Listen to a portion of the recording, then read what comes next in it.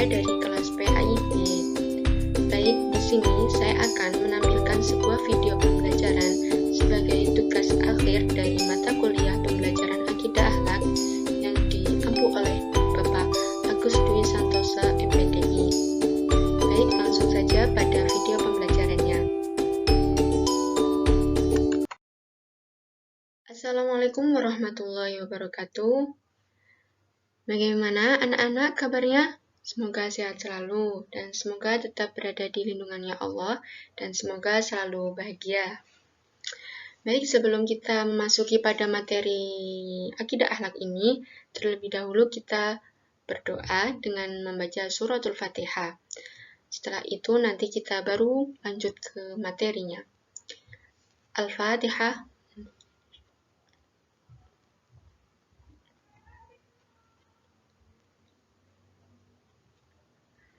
Baik, sudah cukup. Selanjutnya, Ibu akan menerangkan sebuah materi yang berjudul tentang Al-Quran dan keistimewaannya pada pelajaran Akidah Akhlak kelas 8 semester genap.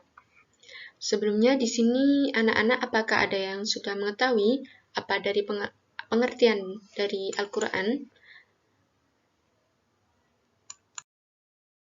Betul sekali. Al-Quran merupakan kitab suci Allah yang diturunkan kepada Nabi Muhammad SAW untuk seluruh umat Islam. Al-Quran ini sebagai kitab suci umat yang memiliki banyak keistimewaannya. Salah satunya yaitu dengan kita membaca Al-Quran, sampai hari ini masih dijaga keasliannya.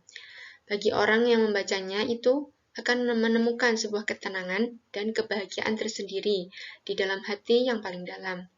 Jadi ketika anak-anak masih sedang sumpek atau hatinya lagi kosong, mending membaca Al-Quran. Nanti dengan kita membaca Al-Quran, kita bisa mendapatkan sebuah ketenangan, kebahagiaan. Lah, ketenangan dan kebahagiaan ini merupakan mukjizat daripada Al-Quran. Karena dengan Al-Quran itu, dengan kita menghayati makna-maknanya, dengan kita membaca dengan secara tartil pada Al-Qurannya, itu akan menimbulkan atau mendatangkan sebuah ketenangan dan kebahagiaan pada diri kita sendiri. Baik, selanjutnya langsung saja pada sejarah turunnya Al-Quran.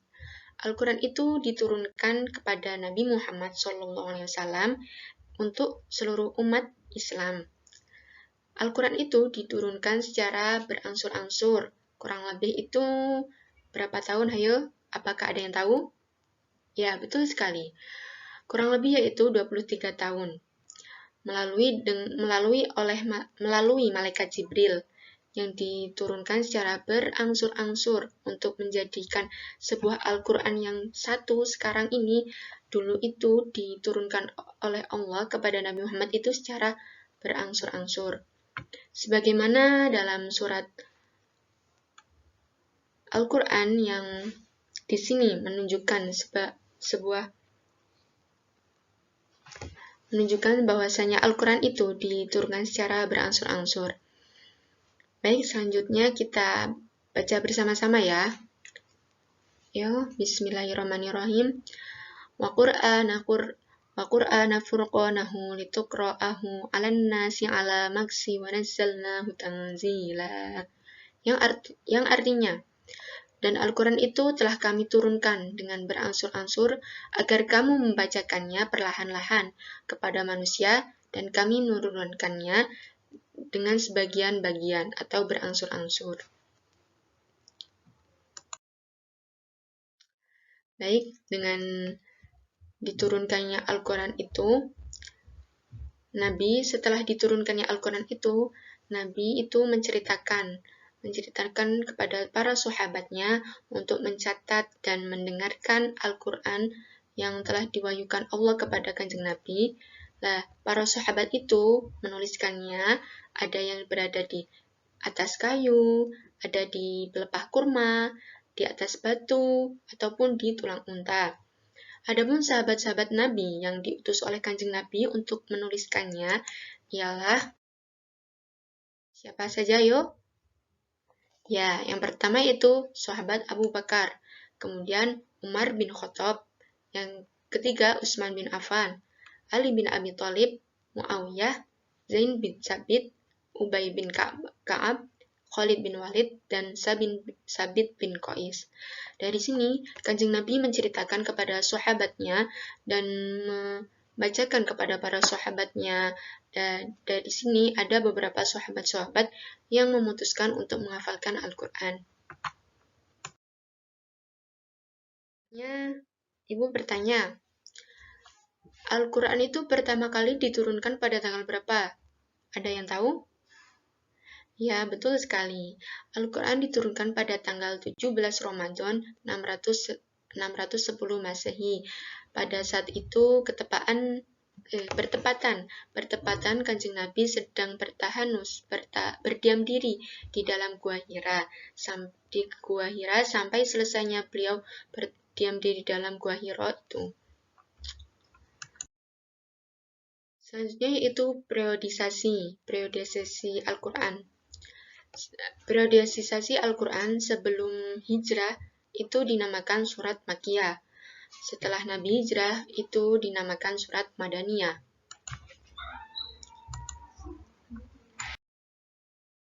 Pada periodisasi Makkiyah, yaitu yang pertama diturunkan pada tanggal 17 Ramadan tahun 610 Masehi.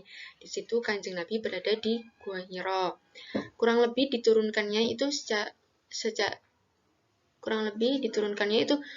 tahun 5 bulan. Yang di situ surat yang pertama kali diturunkan yaitu surat Al-Alaq ayat 1 sampai ayat 5. Ibu bacakan ya, atau kita baca bersama-sama. Ayo. A'udzu billahi minasyaitonir rajim. Bismillahirrahmanirrahim. Iqra' bismi rabbikal ladzi khalaq. Khalaqal insana min 'alaq. Iqra' wa rabbukal akram. Alladzi 'allama bil qalam. 'Allamal insana ma lam ya'lam. Yang artinya, ayat pertama, bacalah dengan menyebut nama Tuhanmu yang menciptakan. Yang kedua, Dia telah menciptakan manusia dari segumpal darah. Yang ketiga, bacalah dan Tuhanmu lah yang Maha Pemurah. Yang keempat, yang mengajar manusia dengan perantara kalam. Dan yang kelima, Dia mengajar kepada manusia yang tidak apa? Ya. Itu. Dia yang mengajar kepada manusia apa yang tidak diketahuinya. Itu adalah surat pertama kali yang Allah wahyukan kepada Kanjeng Nabi, yaitu Al-Alaq 1 sampai 5. Dan di sini ketika Nabi sebelum hijrah itu dinamakan surat Makkiyah. Nah, surat Makkiyah ini sudah diturunkan sebanyak 86 surat.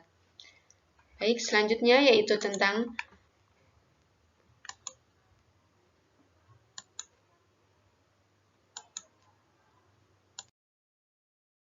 periodisasi Madinah. Periodisasi Madinah. Periodisasi Madinah ini surat yang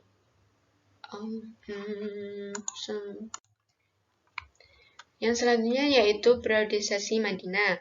Periodisasi Madinah ini yang diwahyukan Allah kepada Kanjeng Nabi kurang lebih 9 tahun 9 bulan.